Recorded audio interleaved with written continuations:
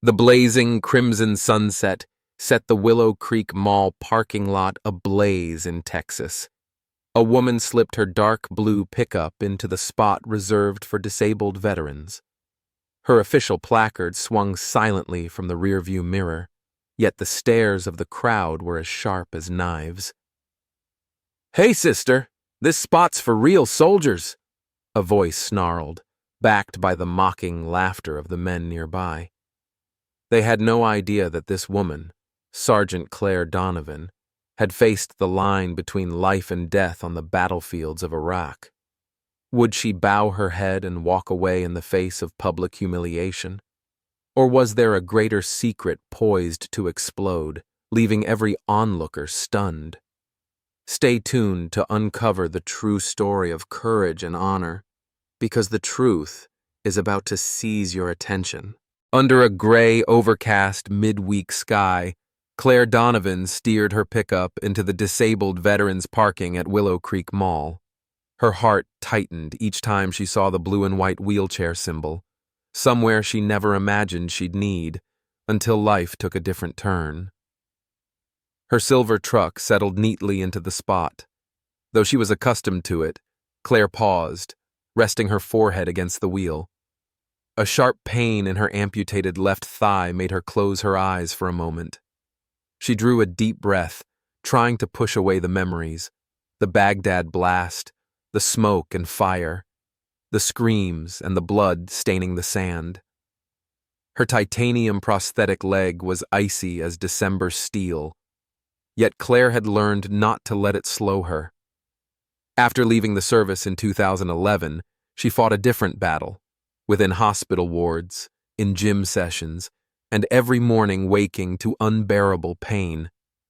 Endless months of physical therapy taught her that sometimes the greatest battlefield lies within oneself, and today, her skirmish seemed as mundane as grocery shopping, until everything shifted in an unexpected turn. The door swung open. Claire stepped out, her gait uneven yet resolute. She kept her chin high, not in challenge, but as a reminder that she remained a warrior, no matter her body's shape. Yet the instant her foot hit the pavement, a black sedan rolled up and stopped behind her. A middle-aged man climbed out, his expression hard with disapproval. Claire recognized that look. People assumed she'd parked illegally. Even with the disabled veteran placard and a metal leg, suspicion still weighed in their stares. He said nothing at first. He simply sized her up from head to toe, then glanced at the disabled veterans sign, his face registering disbelief. Claire felt the tension crackle between them. Years on the front lines had forged her calm, but also sharpened her awareness of every nuance. She prepared to ignore him and walk on until he spoke. Not a greeting or apology for his glance, but a cutting remark. "You don't look like a veteran." For a split second, a cold wind swept across her shoulders, and she was back in Baghdad, where she lost her leg to an IED, trusting the road ahead was safe. His words were like a mine, unseen, yet powerful enough to shatter all she'd rebuilt. Claire did not answer at once. She simply stood her ground, meeting his eyes with the same steadiness she once bore with a rifle. She knew she had no obligation to explain, no need to offer proof.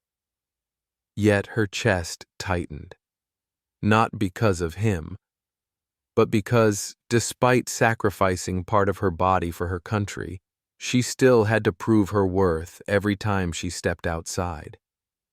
She moved on, leaving the man with his unspoken question. Her prosthetic footfalls rang out in their rhythmic beat, like drums of battle past. She passed through the automatic doors into the scent of fresh bread and fabric softener, an ordinary day.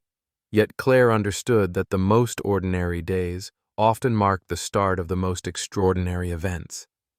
And today, destiny awaited quietly at the next aisle, not as a threat, but as an opportunity, one she could not yet imagine would transform her life.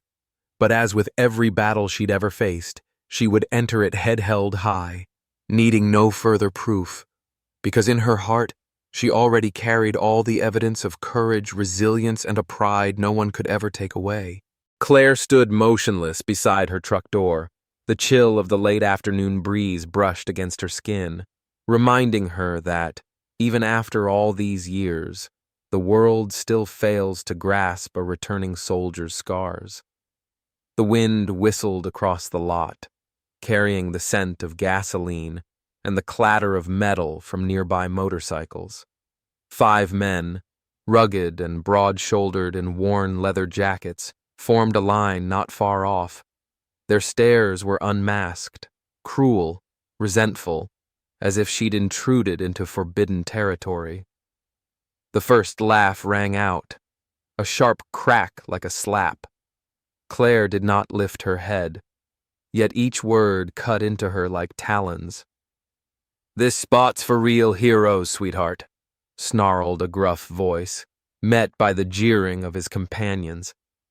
The tallest, who'd spoken, sported a wild beard framing a challenging sneer. His faded bandana spoke of rebellions that refused to die. Claire knew their type. They didn't seek to understand. They only meant to dominate. A shorter, heavier man barked next, his voice booming across the lot. "Bet she's just using her boyfriend's pass." Laughter erupted again, mingling with distant engine roars.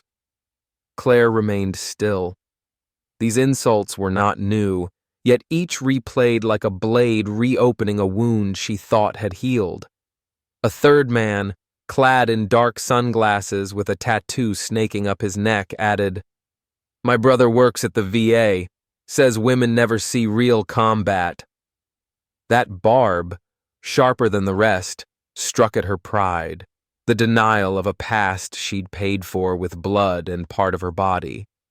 This was no longer ignorance.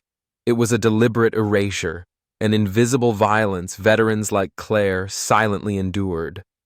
Claire gripped her purse strap, eyes fixed forward. Her slight frame seemed small in the vast lot, but her gaze did not flinch. Though her shoulders burned with suppressed anger, she remained silent. Not from fear, but because she knew any word from her would only deepen the crowd's cruelty. As predicted, no one intervened. Shoppers slowed, some averting their eyes as if Claire were at fault. Others paused not to help, but to watch the spectacle. A few even chuckled, eyes gleaming with the same malicious delight she'd seen in train stations and office buildings, places where women in uniform are met with skeptical stares. Claire had once imagined a different reaction, that she'd shout her story of Baghdad, of the IED blast, of hospital wards where her body lay incomplete, that she'd pound a fist and demand the respect she'd earned. But standing in the cold wind, feeling dozens of eyes pin her like a target, she only felt emptiness, not anger, not resentment, but a quiet exhaustion no surgery could ever heal. The bearded man's eyes narrowed in surprise when she did not respond. Then, with a shrug, he signaled his group, and they turned away as if she'd never existed. Heavy footsteps faded, leaving behind a smoldering void of bitter air. Claire remained a moment longer, wind tugging at her hair, her reflection mirrored in the truck window, a woman standing silently in a cacophonous world, bearing a battle unseen by others. Then, as though gathering every broken fragment scattered around her, Claire moved on, slowly, yet with unwavering purpose. She did not need the crowd's approval. She needed no one to validate who she was. For truth needs no clamor to exist. It was etched into every step she took, steady, even though half her body was steel. Claire paused beside her truck door. The late afternoon chill brushed her skin, reminding her that even after all these years, the world still has no clue what a returning soldier's scars feel like. A gust swept across the lot, carrying the scent of gasoline and the metallic clang from the row of motorcycles nearby. 5 rugged men in worn leather jackets stood in a loose line, their gazes naked, cruel, resentful, as if she'd trespassed into forbidden territory. She reached carefully for her cane on the passenger seat. Her hand trembled slightly, yet her eyes remained steady. Each motion was deliberate, as though she glided through a memory she dared not touch. Her left leg, an exquisitely engineered carbon fiber prosthesis, upgraded many times, peered from beneath the faded khaki shorts. The afternoon sun glittered across its rough surface, a living testament to the day in Baghdad when she was shattered by an explosion. This was no mere medical device. It was a vivid relic of a life cleaved in two by that blast. Claire's gait was uneven. Each step required calculated balance of body and will, yet she stood tall, not to prove anything but because it was instinctive. The Marine Corps way, never bowing before the enemy, never trembling under contempt and indifference. On this wind-blasted parking lot, her enemy was not bullets, but the smoldering disdain and callous stares of passers-by. She bent to slide on her tactical gloves, each fingertip tightened with the precision of someone who knows the importance of readiness before battle. The calloused skin of her palm pressed against the glove's lining. For a fleeting second, she was back on the drill field, the whistle's blast echoing through dust and revving engines. Yet this was no battlefield, and her opponents wore no uniforms. They wore leather, laughed cruelly, and hurled barbs like stones at one who simply passed by. "I bet she got that leg off Amazon," one of them sneered, laughter exploding as though they'd heard the world's funniest joke. "You can buy anything online now." Their jeers reverberated across the lot, outpacing even the idling engines. Claire did not turn her head. She learned long ago that contempt only grows louder when fed by a response. But the real wound didn't come from them. It came from the bystanders, those who chose silence. They slipped past, eyes averted. Some quickened their pace, others paused to watch, but none spoke up. No empathic glance, no word of support. Not even a small gesture to show Claire she was not alone. In the midst of mocking clamor, that deafening silence chilled her heart more than any insult. She closed the truck door with finality, sealing off the sounds behind her. Adjusting her black backpack strap, the zipper whispered shut so only she could hear. Every movement was exact, no wasted motion, partly military habit, partly the discipline of moving in silence. Not because she was weak, but because she knew the world did not always deserve to hear her story. "I didn't survive war to explain myself in a parking lot," she murmured, as if speaking to herself. Her voice was too low for anyone else to catch, but each word rang in her soul like a vow needing no witness. Claire understood. The true battles aren't always fought with guns. They're waged where people stay silent in the face of injustice, where a soldier's honor is reduced to a punchline amid a crowd that won't speak up. Each step toward the mall's entrance was a silent dialogue with her pain. Not the physical pain she knew too well, but the ache of pressing forward under suspicious eyes, cruel jokes, and societal indifference. Her cane tapped a steady rhythm on the pavement, sharp, precise, the heartbeat of a soldier who never quits marching. She remembered her therapist's words during those first tentative steps. Not every battle needs fighting. At the time, it felt like a surrender wrapped in gentle words. But over the years, Claire learned that courage isn't always a shout or a punch. Sometimes, it's simply moving forward, when no one cheers, no one watches, and no one understands. She needed no one to understand. She only needed to keep walking. For Claire Donovan, silence had become her own medal. Dull metal it might be, but weighted with self-respect and countless unseen battles in which she never once faltered. The fluorescent lights above the supermarket floor glared down onto the white tiles, their harsh glare reflecting in Claire's weary eyes like 100 tiny blades. She steered her cart with one hand, the other clenched her folded shopping list, scrawled items, bread, milk, fresh greens, the week's essentials, yet for Claire, also a ritual. Grocery shopping was a slice of normal life.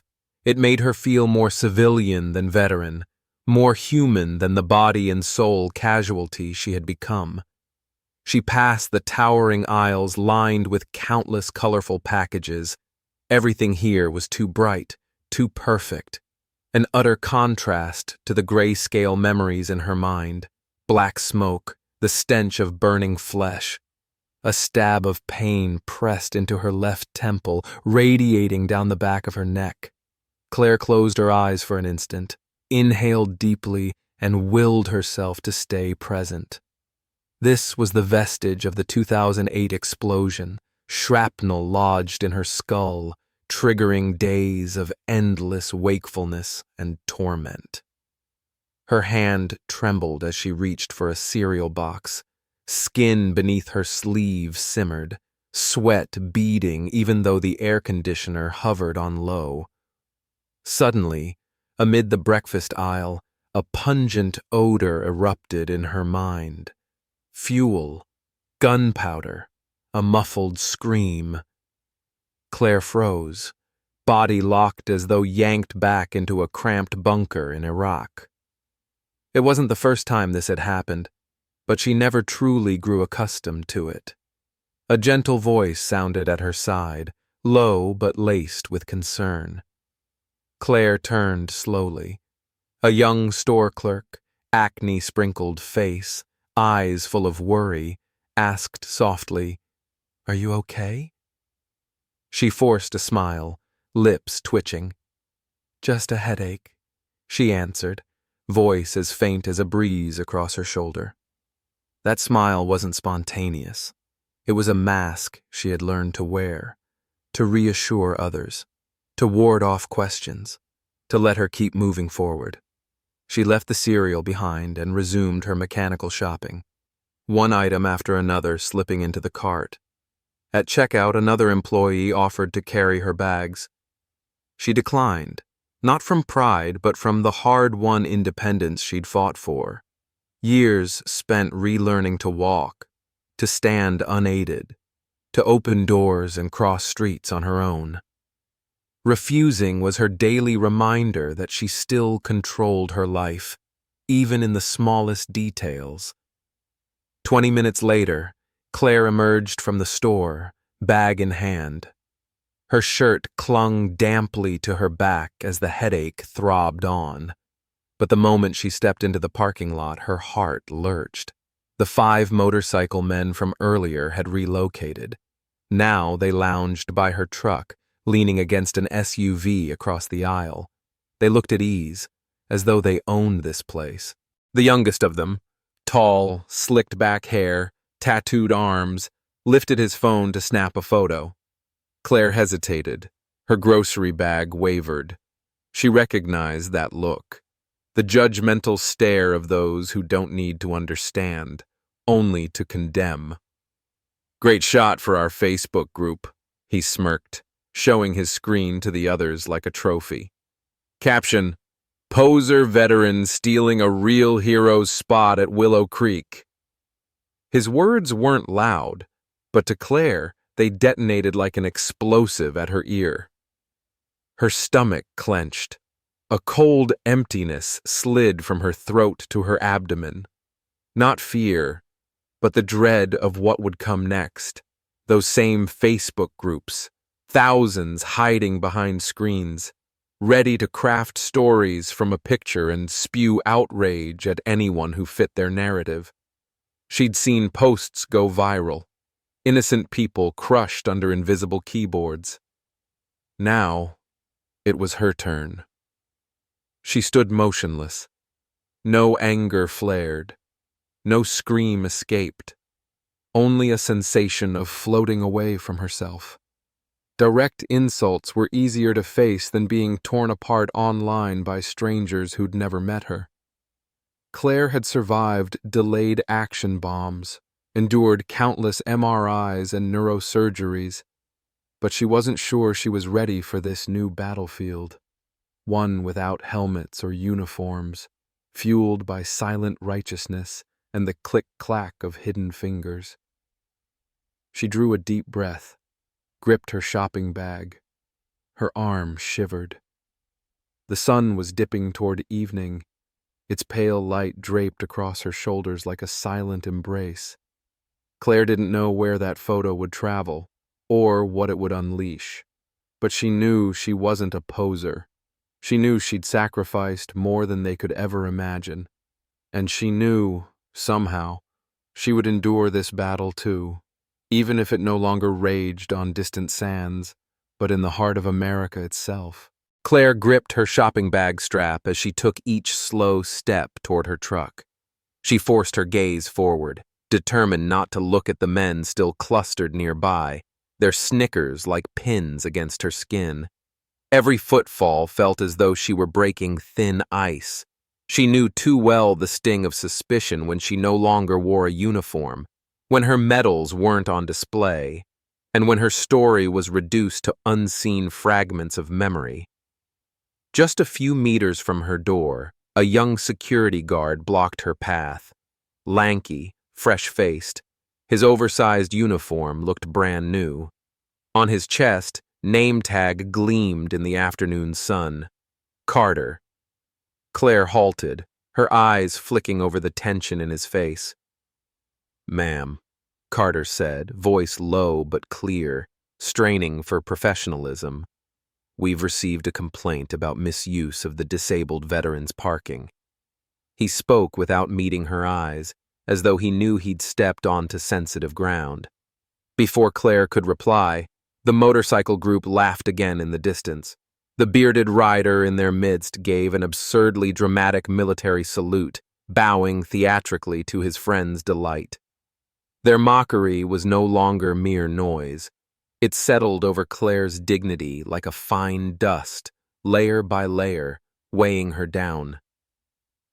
"I have the right to use this spot," Claire replied softly, drawing her wallet and presenting her military ID. The card's corners were worn, but the details remained crisp. Photo, service number, unit. This was not decoration.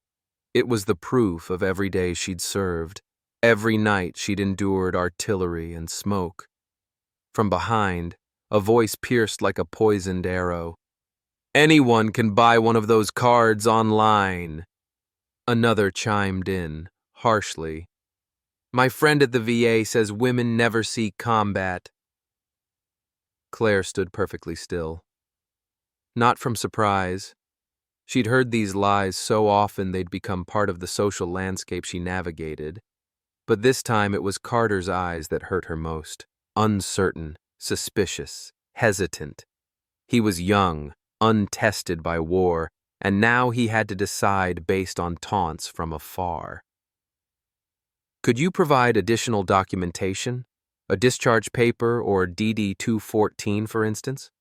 Carter asked, still unable to look her in the eye. His request, even if standard procedure, sliced through Claire's pride like a blade. Heat rose to her cheeks. Her heart pounded so loudly she felt it echo in her chest. Around them, shoppers slowed their pace.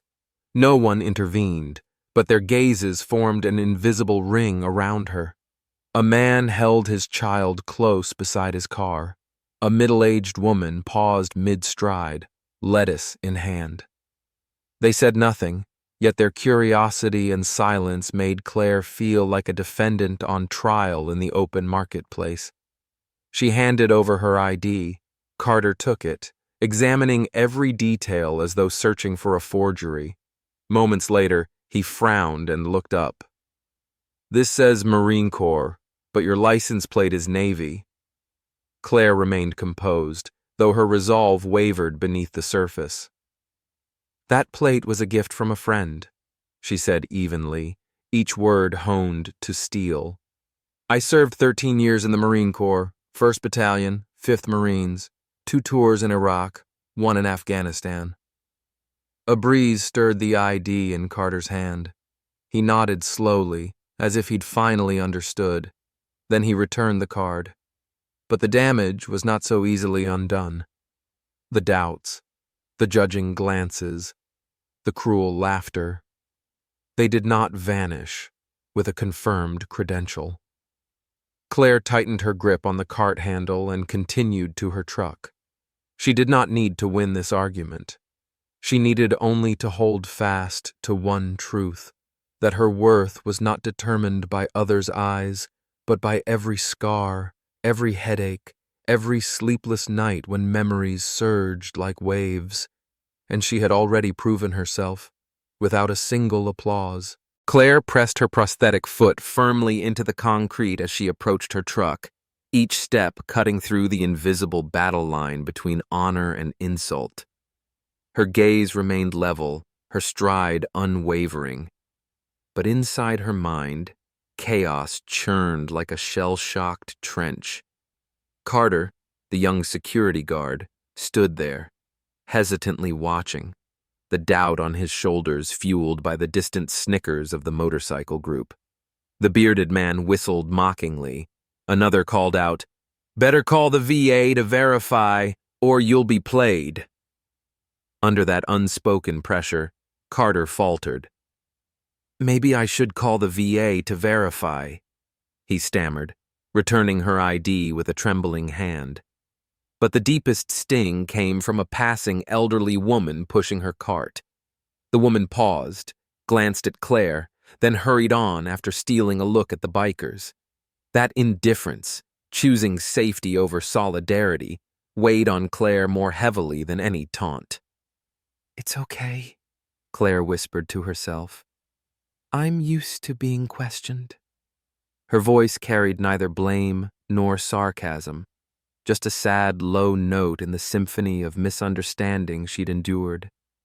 She pivoted away, crossing the lot like walking a minefield of memory, where every barb triggered a flinch in her heart. Carter reluctantly stepped back, only after inspecting the Purple Heart plate on her truck, the emblem reserved for combat-wounded veterans. Claire slid into the driver's seat and closed the door. The world beyond the glass shell felt distant. She opened the glove box and with a shaky hand withdrew a small velvet box, the kind that held an honored relic of the past. Inside lay her bronze star, its tarnished bronze catching the sunlight. Engraved on its edge was her name, and the date of that fateful mission in Ramadi, when she'd pulled 3 comrades from a burning Humvee, despite grievous wounds. The medal rested on the passenger seat, silent proof that worth need not proclaim itself. She was about to start the engine when she glimpsed a figure by a lamppost across the lot. A young man in an olive-green hoodie, his face hidden beneath the hood as he spoke urgently into his phone. His eyes never left her. Claire couldn't catch his words, but his tone was grave as he said, "Sergeant Donovan, sir, this is bad. Disrespecting a decorated Marine." She didn't know who he was, but whatever call he had made was about to change everything. 30 minutes later, outside the mall cafe, the bikers lounged smoking and joking when the ground vibrated with a deep, rhythmic rumble. The roar of engines echoed as 4 olive-drab military jeeps rolled in, forming a perfect barricade at the exit. Doors swung open, polished boots hit the pavement, and 8 Marines disembarked. Uniforms crisp, white gloves, chests bristling with medals, eyes unwavering. Silence fell over the shoppers, captivated as if thrust into a war film. Their leader, a stern-faced gunnery sergeant, barked, "Sergeant Claire Donovan, U.S. Marine Corps, Bronze Star recipient, 3-time Purple Heart awardee." He paused, surveying the stunned bikers. "Today, You disgraced a true warrior. He began recounting the 2008 mission. Claire racing into the inferno of the Humvee, dragging her teammates to safety through choking smoke, returning again despite her grievous injuries. His voice wasn't loud, but each word struck the hush of the parking lot like a shell. A Jeep's rear door swung open. The young hoodie wearer stepped out, removing his hood. Tears glistened in his eyes. I served under Sergeant Donovan, he said, and today I called the platoon. That simple revelation shattered every slander, every jeer. Claire exited her truck, standing tall as a battle flag in the glaring sun. Her cane tapped a measured rhythm against the asphalt. As she drew near, all 8 Marines snapped a salute, the highest military courtesy. Claire returned the salute, her eyes shining amid the storm of silent honor. The bearded biker bowed his head, stammering an apology. This time, no one laughed. Claire retrieved her bronze star, holding it aloft. This isn't mine, she said calmly but firmly. It belongs to those who never returned. Someone captured the scene on video, and it spread online like wildfire, thousands of shares and heartfelt comments. 3 days later, the mall quietly installed a bronze plaque in the parking lot, reserved for Sergeant Claire Donovan, USMC. One afternoon, as she loaded groceries into her trunk, a small boy approached, clutching a drawing, a woman with a cane, wearing a Marine cap, standing between the American flag and rows of stars. You're the bravest person I've ever met, he said. Then, on a windless morning, Claire received an unmarked envelope. Inside was a faded photograph, her and a young Marine in Baghdad, shoulder to shoulder amid the desert haze, scrawled below in blue ink, "We never forgot. Until we meet again, Sergeant." Who had sent it? And what lay ahead? Claire did not know, but she understood one thing. Some battles end only when the heart stops beating, and she was still marching on. If this story moved you, if you believe that honor can't be measured by doubtful glances, and that courage deserves respect even in silence, join us as we uncover what happens next. Who sent that mysterious photograph? Why have memories of Baghdad resurfaced now, after all these years? And is Claire Donovan ready to embark on a new journey? One where battles aren't fought in uniform, but lie hidden in untold memories. Don't miss the next chapter of this story. It's not just about war. It's about resilience, truth, and those who have never been named. Until we finally listen. Hit follow and be the first to discover the next emotional installment of Claire's journey. Because sometimes the quietest heroes hold the greatest secrets.